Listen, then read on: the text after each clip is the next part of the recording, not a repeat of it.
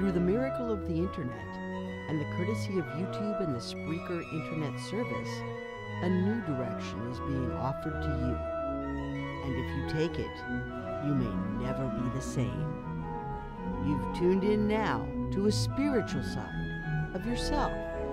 Now make welcome into your life the good chaplain of the Lighter Than Air Ministries and our series, The Spiritual Side of Cannabis, Chaplain Dennis Keith Hale. Hi again, and glad of it. Ladies and gentlemen, I'm Chaplain Dennis Keith Hale, and I'm here at the Lighter Than Air Ministries in Cotati, California. Thank you so much for tuning into our show, The Spiritual Side of Cannabis. You know, we were kids, a lot of us baby boomers, born between years 1945 and 1965. That makes you a baby boomer. And those 20 years, those people were getting old now. And I have a chance to visit with a lot of you. Part of my job is part of the hospice element. And reaching out to folks here at the end. And I can only tell you that the media is so evocative. The media of our childhood, black and white television. If I start talking about Howdy Doody and Princess Summer, Spring, Winter, Fall, or if I discuss Have Gun Will Travel, which I often do when I go to visit someone my age or a little bit older, in our mid to late 60s, I can bring these up, and we sort of have a common denominator of the media that we shared as children. Cartoons, I can discuss Bullwinkle and Rocky at length. But it gives me insight, knowing that there's this media management of your life in a way. I started talking to someone the other day about All in the Family. You remember that one? Carol O'Connor? It was just a great show. A lot of people saw through the lens of Archie Bunker's eyes a different side of themselves.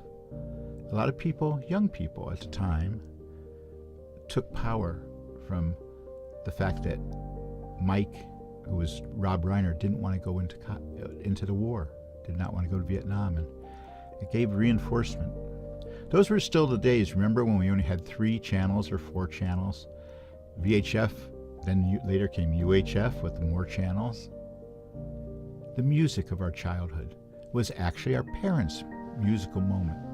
Our parents influenced our choices in music, and their music is part of our life. I mean, I've had enough Frank Sinatra. I can tell you all the words to some of the songs that my mother used to put on. My dad loved Julie London. Remember Julie London? Cry Me a River. That's part of my life too, because as a kid, I liked it because they liked it. Now, there's other things they liked that I didn't like, but that's another story. So we have to take this media memory that we have, this wonderful recollection that serves us very well. And if we pair it with to make the perfect pairing, which is the power of music blended with the grace of marijuana. We use it as a sacrament here at the ministry. We realize that when we go through our method of listening to the music, 7 minutes of getting high, followed by 53 minutes of listening to the music, in what we call a 7-minute miracle. It's because it's a cleansing and it's an organizing of yourself. And the structure of 7 minutes of getting high, and if you can't get high in 7 minutes, then you're not inhaling properly, or you're not chewing enough. I hope that you'll take a moment to look at your media memories and use them as a tool in your life. And we hope that you'll try our 7-minute miracle, 7 minutes of getting high, 53 minutes of thinking about everything else while you listen to the music of your life. One thing I do want to branch out and tell people or remind people, we still make these super sessions. Your musical collection is definitely tells things about you.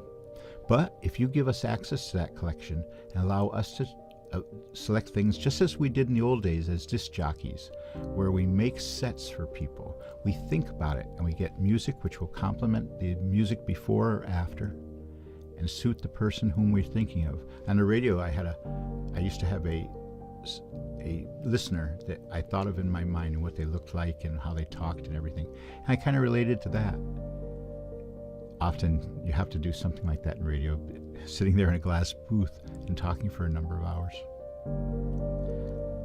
I found music and marijuana to be the thing which helps most of the people we serve in our ministry who are terminally ill. If they don't have it and we introduce marijuana, they get their sense of humor back for sure. And if we leave a little stash behind like we often do, we get a lot more visitors. Says something, doesn't it? So go back to your musical memories this weekend. Go back there. Go to your music. In the heat, go to your music, because your music, the songs that you've selected, your music collection has a healing power. We all need a little healing, don't we? On that, I'm going to end tonight's show. I'm going to say to you, as always, as you go through your life, I hope that when you need it, you find mercy. And when it's your time to go, I hope that you'll go with grace. Good night. Ladies and gentlemen, here's the end of this week's Moment in Time with the Lighter Than Air Ministries, the spiritual side of cannabis. Join us next week. Till then, we say good night.